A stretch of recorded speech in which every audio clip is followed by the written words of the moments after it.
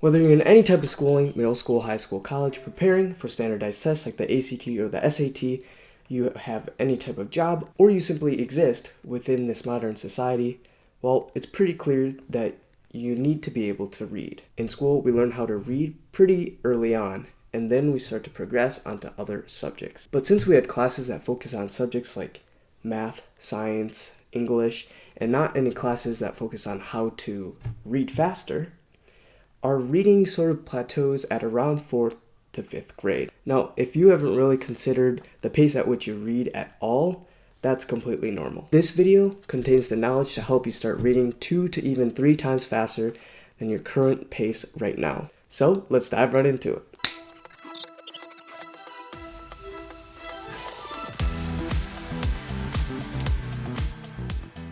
But first, what are the benefits for reading fast while still maintaining comprehension? Number 1, reading requires a lot of concentration, which is why if you're reading on a bus or train, then all other things seem to fade away. The different cognitive abilities that are used to read, such as relaying visual signals to the brain and also tapping into your knowledge of the language, falls nothing short of a mental workout. Number 2, according to a study conducted by the Rush University Medical Center in Chicago, it was suggested that everyday activities such as reading and writing were important for brain health and increased memory.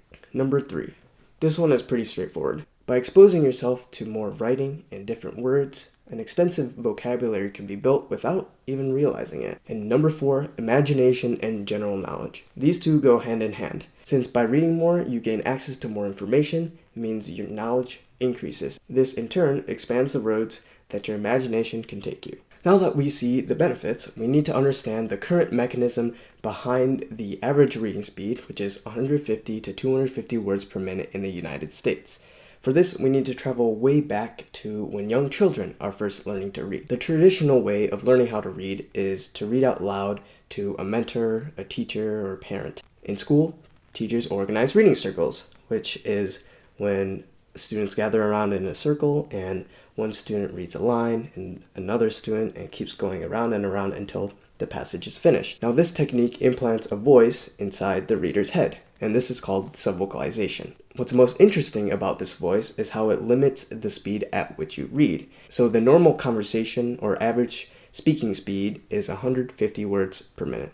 And so this more or less correlates with 150 to 250 words per minute for an average reading speed. Since you're not actually using your voice to talk, we can assume that subvocalization is slightly faster than a normal conversation, but it's not that much faster. In other words, to double a reading speed, we have to eliminate this voice. So here's the technique that I found the most helpful.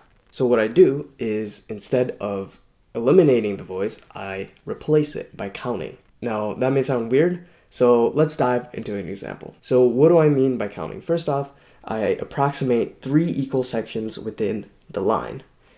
And what I do is I count 1 every time I'm in the first zone, 2 in the second zone, and 3 in the third. And I keep going. 1, 2, 3 is the first line, and then I move down to the second line, say 1, 2, 3, silently in my head using subvocalization.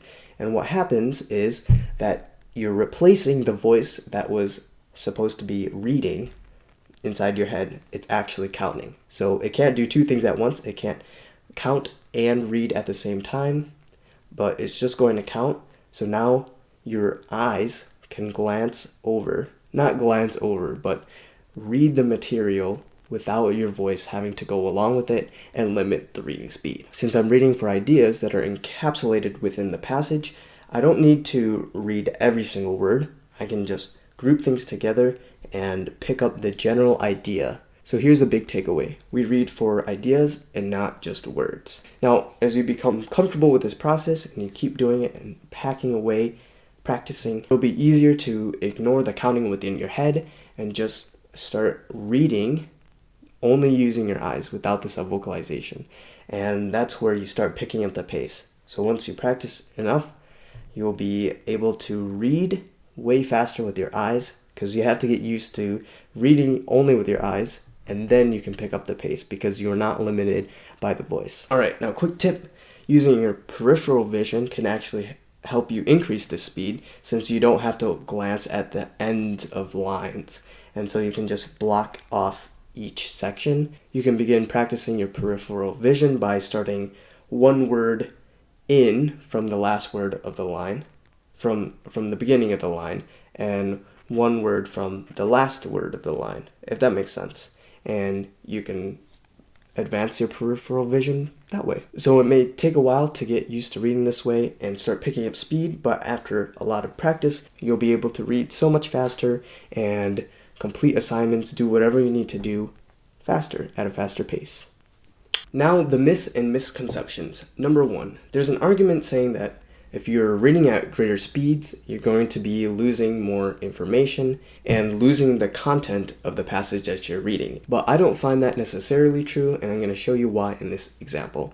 Imagine you're taking your car out for a spin and you go 15 miles per hour on a stretch of road with no one in front or behind. And so you are able to admire the scenery, hear the birds chirp, look at the sunset, all these things, while still keeping the car at the center of the lane. Now contrast this with a NASCAR driver who's racing at over 200 miles per hour, and he is completely locked in. One slip of focus can cost him the race, and it could potentially be fatal. Now, what does this have to do with reading speed? So the first scenario represents the brain of an average reader, someone who is easily distracted because they don't need to maintain as much focus. Some people find that reading is really boring, but that may be a result of just feeding your brain one word at a time. Now, the second scenario with the NASCAR driver compares to that of a fast reader because it requires complete attention.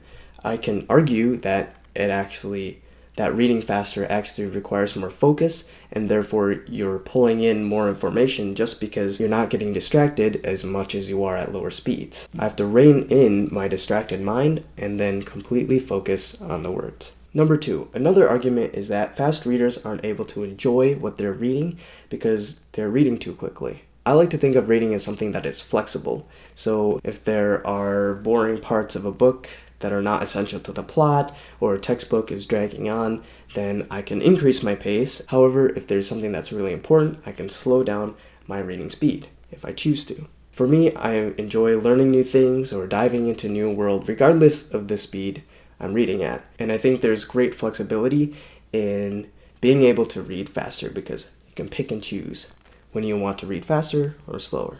At any rate, that's my strategy, combining both counting, chunking, and peripheral vision to read faster than I ever imagined was possible. But now, you can do it too. I encourage you to try this out right after this video. You promised you would, right? To recap what we learned today, by reading faster, we have to pull a sharper focus, which gives us access to an enhanced memory and also an expanded vocabulary, imagination, and overall general knowledge. The average reading speed is closely related to the average speaking speed because of the way we learn how to read. However, once you have mastered how to read, then the next step is to learn how to read faster, which we nailed on the head by replacing the subvocalization with counting, and this way our speed is not inhibited by the voice in our head. Finally, we busted some myths. We found out there actually may be an increase in comprehension at higher speeds, and also learning to read faster can allow you great flexibility within your reading. Alright, that's it for now. I would tell you to like and subscribe, but there are actually 2 things I want you to do right now. First of all, I don't think that this method is very widely known, so if you kindly share with a friend or someone you know would benefit from this method, then I would greatly appreciate that. And second of all, don't think I wouldn't forget, you should try this out. So go grab a book, pull up an article on your phone, and test it out. Comment down below if you have any questions. I'll see you in the next video.